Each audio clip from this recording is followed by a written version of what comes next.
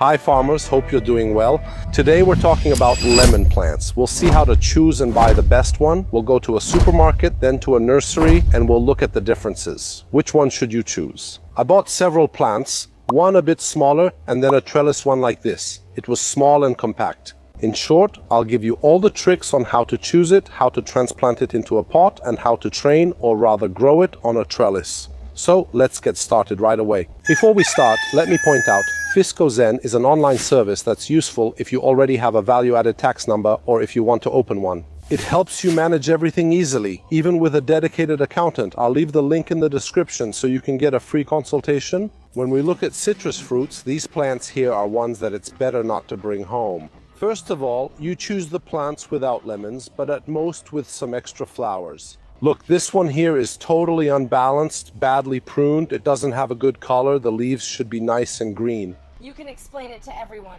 while you're at it.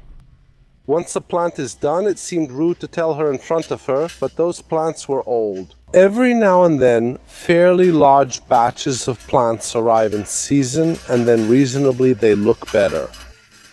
The problem is that they're all local without light, so especially with little space. So they do extreme pruning to compact them and have the plant take up as little space as possible, but above all, they're there without light, so the plant isn't doing well.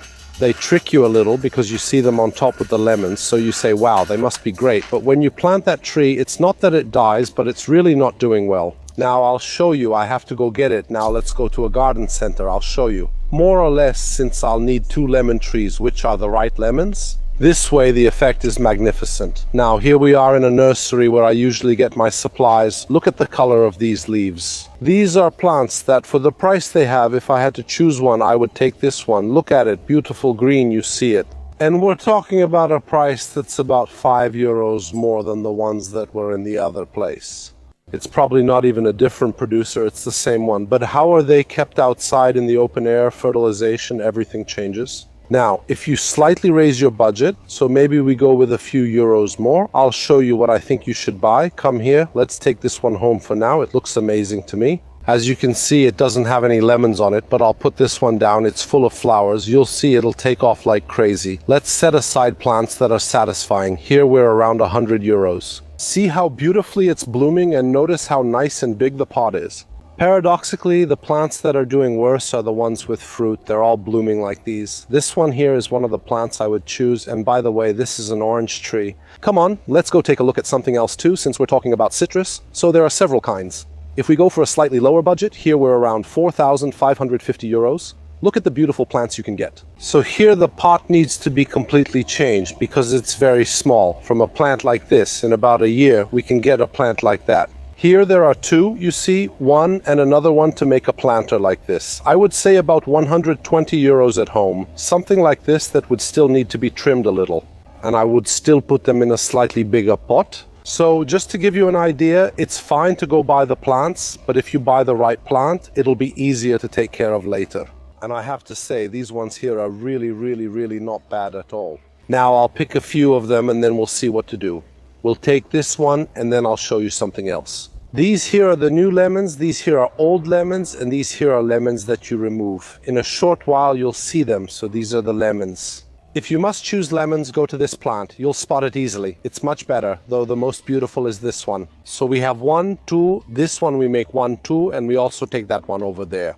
In the end, I got the strawberries and I took 3 plants because I'm going to get this orange one and I also like this lemon. Well, you know you can't control your heart, so that's it. Now we're coming with the car to load everything up. I really got a ton of stuff like a show-off farmer, but it's heavy.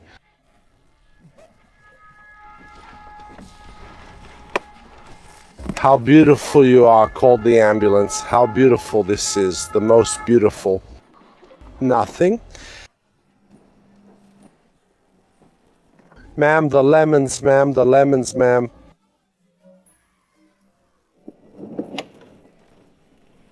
So I'm messy, I know, I didn't prepare it. I'll have to go a few kilometers without flipping us over, otherwise we'll all get lemon juice on us. But then it's also a bit funny. No, it's not moving, let's go like this. Oh, look here, how nice. We would have spent a few more euros, but not that much. But you see, if you get the right plants, but I had to buy them again every year, huh?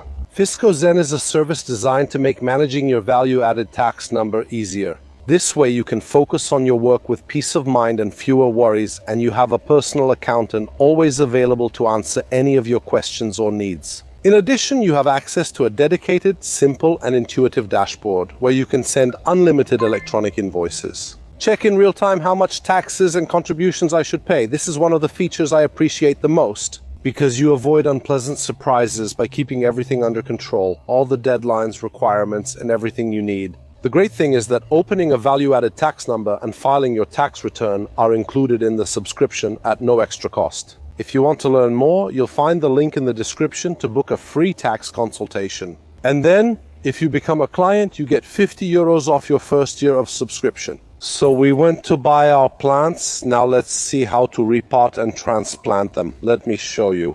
Among our plants, we chose a small lemon plant like this one. What's the problem? It's the pot. You see, it's very small. We need to make sure that the lemon plant grows big, that the upper canopy of your lemon tree develops well. You see, the height and width are about the same, because keep in mind the roots in a plant. To be balanced, what we have above, we should also have below, so we need to give it a bigger pot. Now, what are we going to do? First of all, we need to open up the roots well, just like we're telling you in this case. Go ahead and get the nutrients. Don't be afraid. See, we're going to do something like this. Really break it up, see, like this.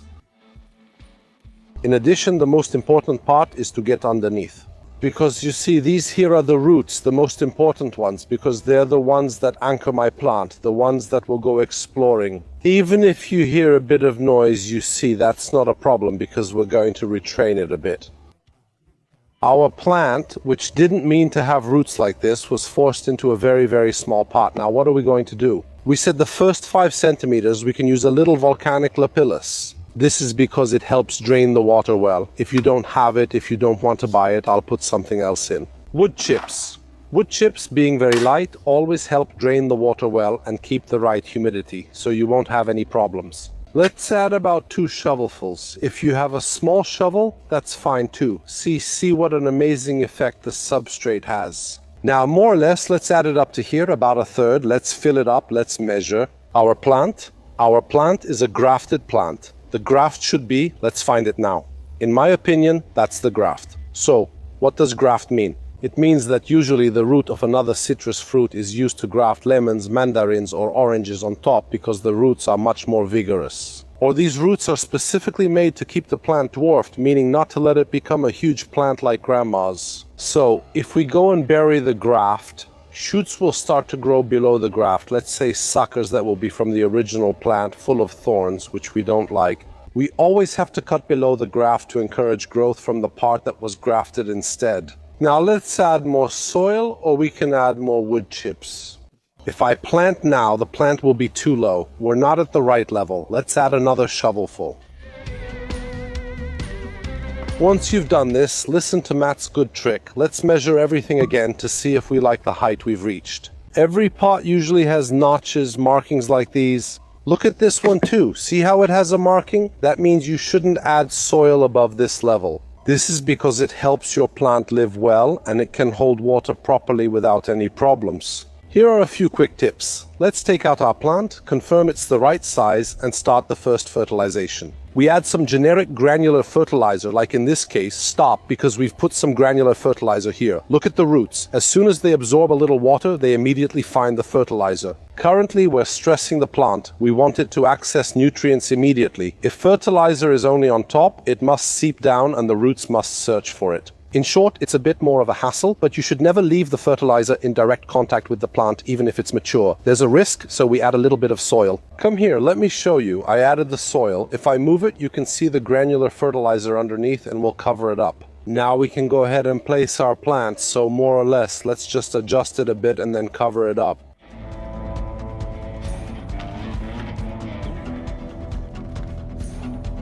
Let's add this substrate because you'll see that the plant will root without any problem at all. And above all, we ask the plant and give the plant not only a rich soil, but also plenty of substrate. This wood chip will turn into soil in a few months. Now, if you take a look, I gave you a rule earlier, not to add too much soil or substrate. In this case, we give it a very light pressing like this, and then we stop. We don't press it too hard because the plant needs to find its own balance, and we help it do that by watering it. Now here it's a bit too strong, so let's reduce it a little. By doing this, we give it a lot of water, really a lot, because the point here isn't just to water the plant, but to raise the substrate and then let it settle down. We need to make the water come out from the bottom. By doing this, the plant and the soil will find their own balance. It will redefine an equilibrium. If we press down, as soon as it gets wet, it rises, it settles, and the plant goes down. See, it starts to come out. So does that mean what I told you before works? Look, it's coming out from here too. Do you remember what I was telling you, that even without perlite, we can use a bit of wood shavings without any problems? Look, it turns into soil. Let's leave it inside for a few minutes. You'll see that after you've done this 3 or 4 times, the level of the soil will settle down. Look how it swells up. You see it's full of water. You can see it here. You see it's full of water. Now watch what happens when I stop giving it water. It's gradually lowering, and look at how it becomes. It starts to compact because the more it goes down, you see the more the water stays on top and it compacts itself. Of course, right now we need to try to keep it as straight as possible. Our plant takes a little bit longer, but this is the correct way to set up your plant. This applies both to the Moni and to any plant you put in a pot. Come and see, you see that the water tends to go up and tends to compact. Look, before we were at this level. Notice how it has already lowered. As it gradually descends, it gets help compacting. The same thing goes for the soil, so we give it some water, let it settle, and let the plant set itself. You see, this is a case where we've done a trellis training. By the way, come here, let's open it up too, so let's remove the ties, which are these. I want to stay careful without breaking the plant, with which they had tied it to avoid taking up too much space. Nurserymen do this for transport needs. Instead, we open it up slightly, so you remove it carefully, see, and we extend it, we expand it, see. It was tied to the branch. We open it up, like in this case, and we tie it very loosely with a little string, like in this case. The plants you get from the rack must all be opened up, please remember, because otherwise they won't be able to breathe. And most importantly, the plant can't perform photosynthesis because it doesn't receive light evenly. In addition, there are a number of insects, including aphids, that go and hide right among the leaves. If you see, like in this case, that it's a bit tight, you'll see that it loosens up. Once it's loosened, can you bend it easily? If you have flowers, doing it now risks them falling off. I also avoid tying the little ribbon too tightly. This is because the way this branch forms and opens up, I could also bend it and lift it like this so that it doesn't take up too much space. It doesn't come out of its place. That also depends a bit on the spot. You could also do this. Look, it's good to bend the branch inward while it's still this compact. Like this on one side and make it come out on the other without breaking it, so you can give it a bit more shape. I've left you all my tricks. As you can see, the effect is really fantastic. Keep in mind that the lemon plant will need a lot of nutrients. It's a fruit plant, so if we want it to produce fruit, we have to fertilize it a lot. I'll leave all the fertilization details in the description anyway. The link is from Fiskozen. But most importantly, I remind you to give a nice like, subscribe to the channel, and comment below. Our community needs you, both your questions, if you don't know how to do something, and your answers, if you're an expert in that field. Farmer, see you in the next video. Bye, everyone.